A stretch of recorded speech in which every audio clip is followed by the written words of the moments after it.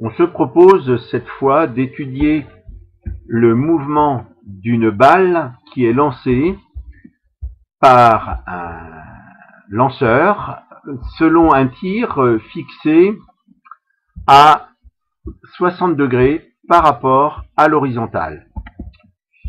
Cette étude sera menée dans un premier temps par le pointage d'un enregistrement qui correspond à cette expérience. Donc il suffit là aussi de charger le fichier à partir du dossier où il se trouve. Comme dans la situation déjà étudiée des pointages, on va se fixer à choisir un étalonnage de telle sorte que, par exemple, la première position de la balle coïncide avec l'origine du repère d'espace. Ici, sur le tableau, on a marqué les étalons de longueur, c'est-à-dire que ici, on voit 1 mètre que l'on valide. On va valider aussi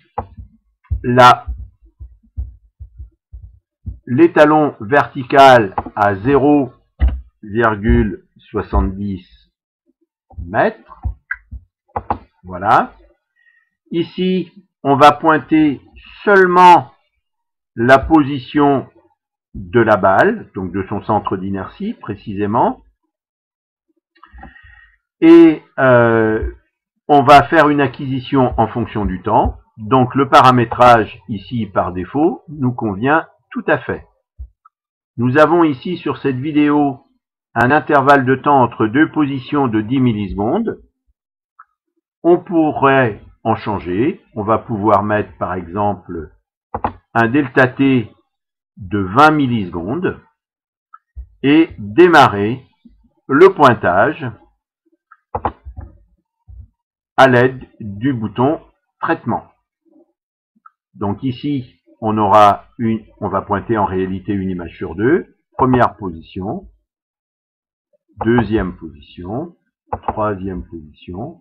On va ainsi suivre la balle dans toutes les positions repérables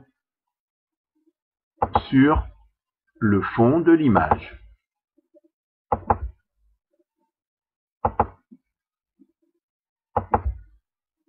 Le pointage ici est tout à fait classique. Le pointage, comme dans les cas précédents de pointage, nous donne la trajectoire de la balle.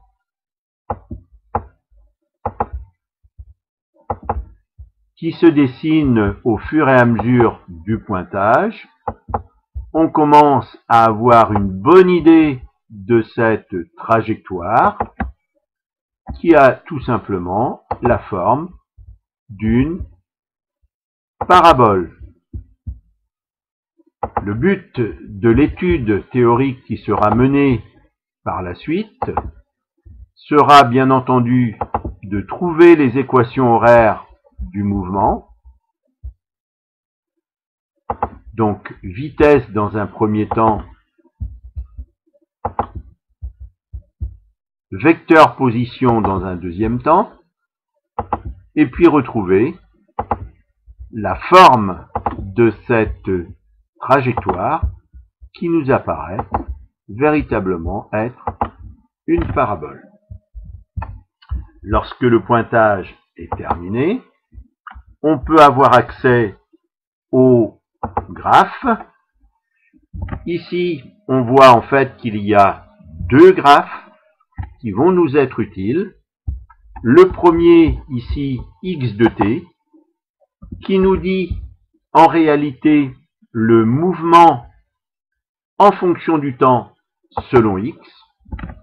On voit que l'on a sensiblement une droite. Ça veut dire que selon x, si on regardait finalement le mouvement de la balle allongé sur le sol, on verrait la balle se déplacer de manière rectiligne est uniforme. Si on regarde le mouvement selon y, c'est-à-dire dans un plan vertical parallèle au plan dans lequel se trouve la balle, on voit que la balle monte jusqu'à une certaine hauteur, puis redescend. Et on voit que, en montant, le mouvement de la balle est retardé, et en descendant, il est accéléré.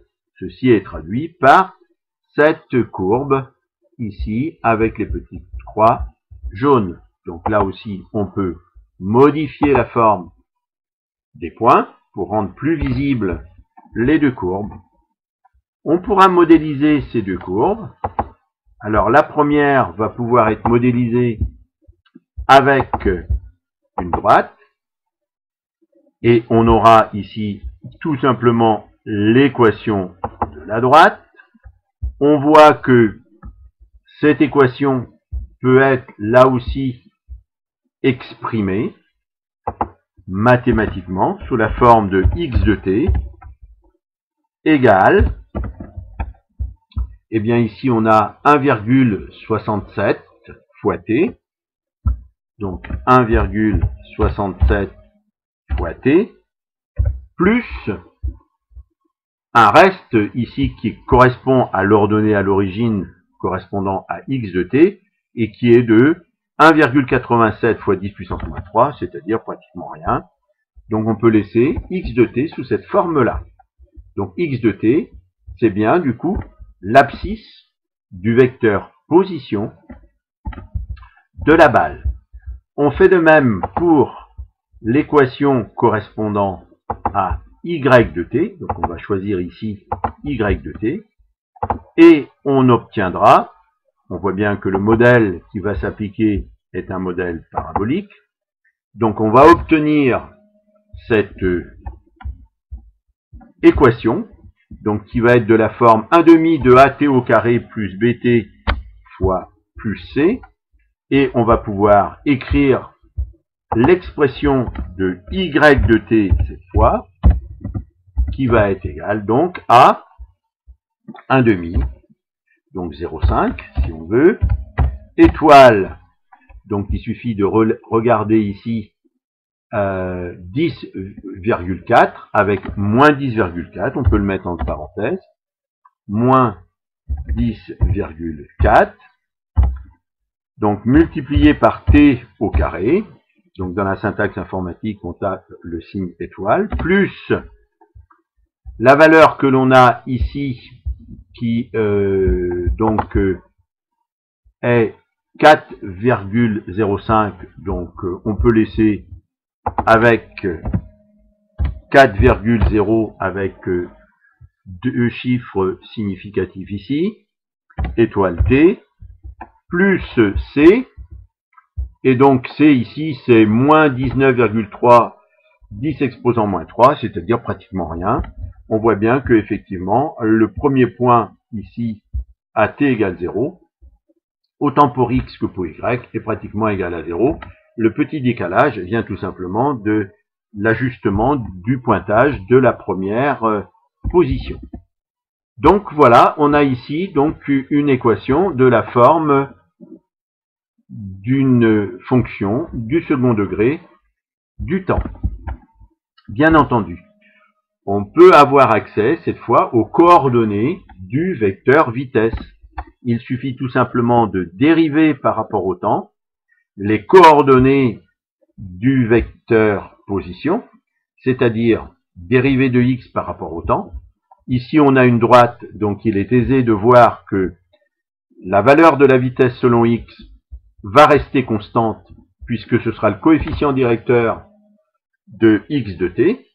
On aura donc ici une vitesse selon x qui ne va pas changer, qui est de 1,67, la valeur qu'on vient de voir s'afficher ici, et que par conséquent, eh bien, ça confirme que selon x, le mouvement est bien uniforme.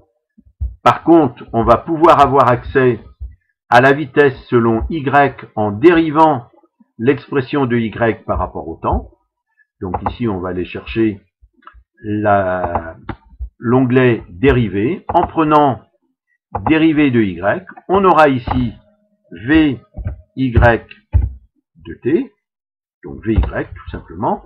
On va tracer cette courbe et on va voir que vy, eh bien, si on s'intéresse seulement à vy, on aura une valeur de vy qui sera positive dans un premier temps, puis négative dans un deuxième temps. Vy est une valeur algébrique. Alors, il faut comprendre que de la valeur t égale 0 jusqu'à une certaine valeur ici, le vecteur vitesse est dans le sens de l'axe OY et que par conséquent, la balle monte.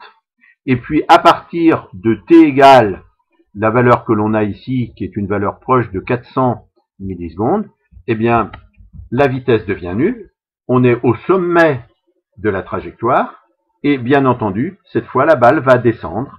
Et donc, du coup, le vecteur vitesse a changé de sens. Il est vers le bas, alors que l'axe OY reste toujours vers le haut. On peut modéliser cette expression de la vitesse par une droite.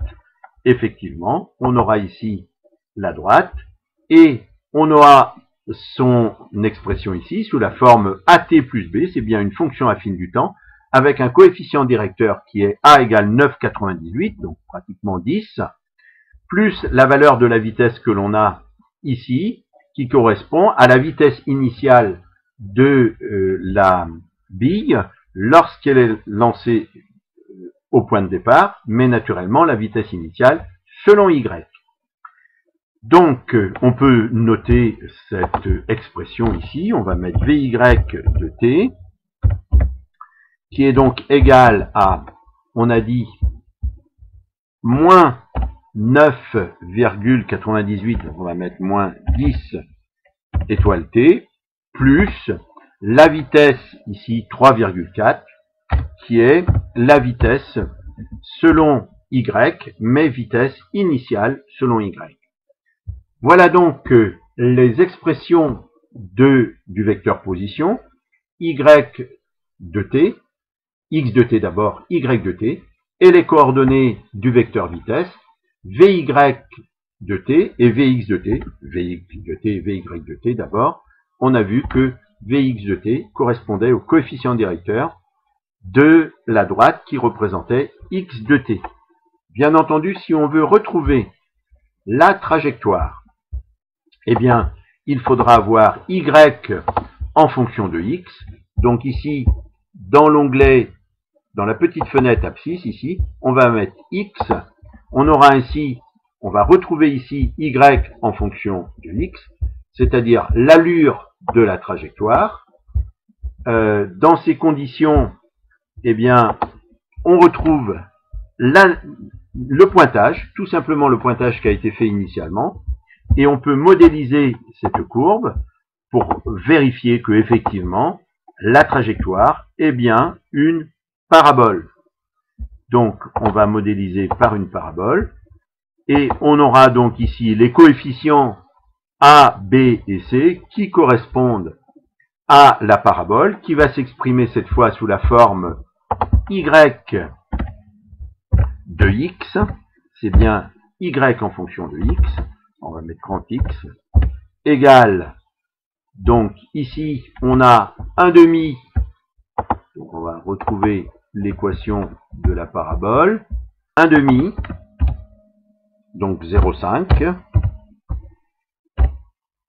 donc multiplié par le coefficient que l'on trouve ici, moins 3,75, donc t, donc x au carré cette fois, donc fois x à la puissance 2, plus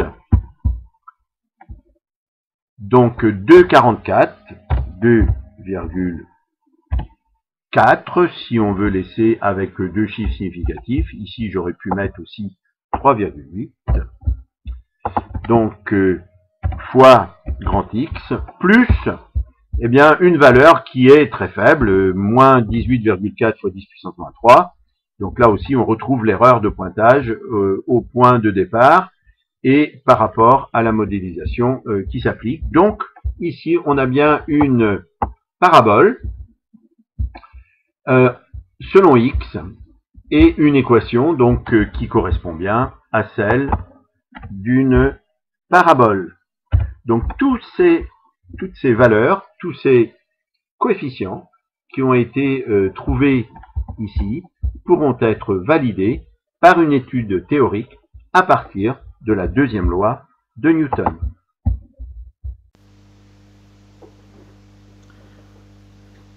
Ici, on va étudier le mouvement d'une balle lancée dans le champ de pesanteur selon un angle alpha avec l'horizontale. Donc ici, il y a la représentation de ce qui s'est passé. On lance ici la balle selon un angle alpha avec l'horizontale, avec une vitesse représentée par le vecteur vitesse V0, dans le champ de pesanteur caractérisé par le vecteur champ de pesanteur G. On a ici une petite image de la trajectoire, on a vu qu'elle était parabolique, et on a représenté ici, dans une position donnée, le centre d'inertie de la balle G, sur lequel est appliquée, sur quelle balle est appliquée évidemment la force P, qui est le poids, qui pourra être considéré d'ailleurs comme étant la seule force appliquée en absence de frottement. Donc on va reprendre le plan d'étude habituel pour étudier le mouvement de cette balle et en particulier déterminer les équations horaires du mouvement. Donc le système étudié est la balle. Dans le référentiel terrestre, supposé galiléen. Donc ce système balle est soumis donc à, elle est soumise à son poids P, dont l'expression vectorielle est P égale mg. Ici, on pourra appliquer la deuxième loi de Newton,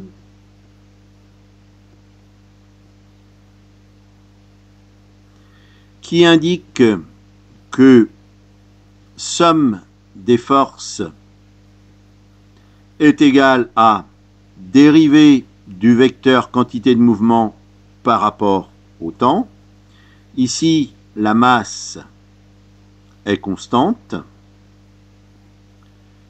Donc, on pourra dire que somme des forces, c'est-à-dire tout simplement P, est égale à m fois le vecteur accélération du centre d'inertie, qui est A tout simplement ici. Bien entendu, m par ailleurs, donc P est égal à mg, donc en même temps égal à ma selon la deuxième loi de Newton, et on en déduit tout simplement que le vecteur accélération de la balle est égal à g. On va projeter cette expression vectorielle dans le système d'axe OX, OY, muni des vecteurs unitaires petit i et petit j qui ne sont pas représentés ici, mais qui peuvent être représentés ici, petit i, petit j, qui constitue donc la base orthonormée associée à ce système d'axe. Ici, le vecteur A dans cette base, donc dans la base, on peut l'écrire, O, I, J, ce qui veut dire, selon les axes OX et OY, on a donc le vecteur A qui a deux coordonnées ici, AX et AY. Alors AX, le vecteur A qui est égal au vecteur G, le vecteur G étant vertical vers le bas, sa coordonnée selon X sera égale à 0. Selon AY, le vecteur G est vertical vers le bas, alors que l'axe OY est vertical vers le haut. Ça donnera AY égale moins G. Les coordonnées du vecteur V donc seront Vx et Vy. Ces coordonnées sont les primitives de AX et AY. Par conséquent, on va avoir comme coordonnées du vecteur V Vx primitive de 0, ce sera une constante que je vais appeler C1. Vy primitive de moins G, donc ça fera moins Gt plus une constante que je vais appeler C2. Ces constantes C1 et C2 sont déterminées par les conditions initiales. Alors, quelles sont les conditions initiales sur la vitesse? Donc, on a une condition initiale sur la vitesse, à savoir que à t égale 0, le vecteur vitesse est v0, dont les coordonnées sont v0 selon x, v0 selon y. Il suffit de regarder comment est le vecteur vitesse initial, c'est-à-dire ce vecteur vitesse que l'on a représenté ici. Donc, selon x, ce sera v0 cosinus de l'angle alpha, et selon y, v0 sinus de l'angle alpha. On voit bien que les coordonnées des vecteurs sont des grandeurs algébriques. On ne met donc pas de flèche sur aucune des grandeurs qui figurent dans les coordonnées. Donc, il faut que le vecteur vitesse à t égale 0, coïncide avec le vecteur vitesse initial. Donc ici, on aura Vx pour t égale 0. Ben, c'est très simple, ça donnera C1. Vy pour t égale 0, ça donnera C2. Eh bien, on voit que C1 devra être égal à V0 cosinus alpha et C2 devra être égal à V0 sinus alpha, puisque V à t égale 0 doit donner V0. Donc par conséquent, on aura pour finir donc C1 qui sera égal à V0 cosinus alpha. On aura C2 qui sera V0 sinus alpha, ce qui nous permettra de donner définitivement le vecteur vitesse à l'aide de ses coordonnées Vx égale V0 cosinus alpha et Vy égale V0 sinus alpha plus, ou plutôt moins Gt ici. Moins Gt.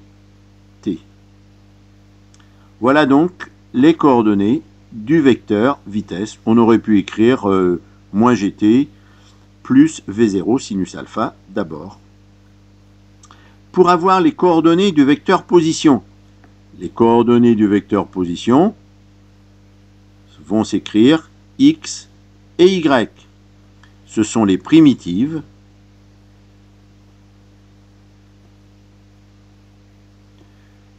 du vecteur vitesse.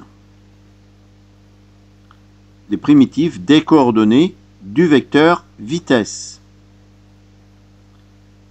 Donc, les primitives de Vx et de Vy. Donc, on aura OG qui va s'écrire donc pour x primitive de V0 cosinus alpha qui est une constante. Donc, ça fera V0 cosinus alpha fois t. Pour y, alors on va mettre moins gt devant pour Vy, donc ça fera primitive de moins gt moins de 1 demi de gt au carré plus V0 sinus alpha plus une constante que j'ai oublié ici de donner pour x. Donc la primitive de V0 cosinus alpha, c'est V0 cosinus alpha t plus une constante C'1 et ici plus une constante C'2. Là aussi, les constantes C'1 et C'2 vont être déterminées par les conditions initiales. Alors, quelle est la condition initiale selon x? Eh bien, c'est que à t égale 0, la balle est à l'origine du repère. Donc, condition initiale pour le vecteur position, donc OG dans sa position initiale, à savoir, on aura x0 égale 0 et y0 égale 0. Donc, il faut que l'on ait aussi OG à t égale 0 égale à 0, alors que OG à t égale 0, dans l'expression de x, pour x à t égale 0, ça fera C'1, et pour y à t égale 0, on aura C'2. Donc pour que les choses soient cohérentes, on va trouver C'1 égale 0 et C'2 égale 0. On aura donc, pour finir, les coordonnées du vecteur position qui seront x égale V0 cosinus alpha fois t et y égale moins 1 demi de gt au carré plus V0 sinus alpha fois t. Voilà, on peut mettre une parenthèse ici pour bien séparer les constantes qui sont V0 cosinus alpha et V0 sinus alpha. Voilà donc les équations horaires du mouvement. On peut demander plus, en particulier l'équation de la trajectoire. L'équation de la trajectoire est tout simplement la courbe y égale f de x. Ça veut dire qu'entre x et y, on va éliminer la variable t. Donc si on met un indice 1 pour cette relation, un indice 2 pour celle-ci, à partir de 1, on va pouvoir trouver t égale x sur V0 cosinus alpha, que l'on va reporter dans 2. On va avoir donc y de x égale moins 1 demi de g t au carré, c'est-à-dire x au carré sur V0 cosinus alpha au carré, plus V0 sinus alpha multiplié par t, c'est-à-dire x sur V0 sinus V0 cosinus alpha. Alors, en procédant par un peu de simplification et d'arrangement, on aura donc y de x égale moins g sur 2v0 carré cosinus carré alpha fois x au carré plus V0 sinus alpha sur V0 cosinus alpha, ça reviendra à faire sinus alpha sur cosinus alpha, c'est-à-dire tangente alpha fois x. Alors on observe que, bien entendu, on a une équation qui est sous la forme canonique grand A x au carré plus bx qui représente, bien entendu, l'équation d'une parabole. On a un facteur A ici qui est négatif, ça veut dire que la parabole est tournée vers les Y négatifs, ce que l'on a observé effectivement sur l'étude expérimentale. Alors on peut continuer l'étude en déterminant la hauteur maximale atteinte, c'est-à-dire ce qu'on appelle la flèche, c'est-à-dire si on reprend le schéma, ce serait la position atteinte par la balle au sommet de la trajectoire. On peut aussi déterminer ce qu'on appelle la portée, donc la flèche étant ici, la portée, c'est-à-dire la position la plus loin atteinte par la balle au moment où elle va tomber sur l'axe OX, et souvent ça peut être considéré comme étant la position tombée au sol. Alors là, bien entendu, eh bien, vous êtes renvoyé à l'étude à la recherche de points particuliers sur une parabole, comme vous avez pu le faire en mathématiques en classe de première S. Voilà donc comment on peut travailler avec cette deuxième loi de Newton pour étudier le mouvement d'une balle qui est lancée dans un champ de pesanteur avec un angle alpha quelconque. Alors souvent on précise la valeur de l'angle alpha et par conséquent on précise aussi la valeur de la vitesse initiale et par conséquent on peut avoir des équations horaires qui prennent une valeur numérique plus particulière que celles qui ont été données ici.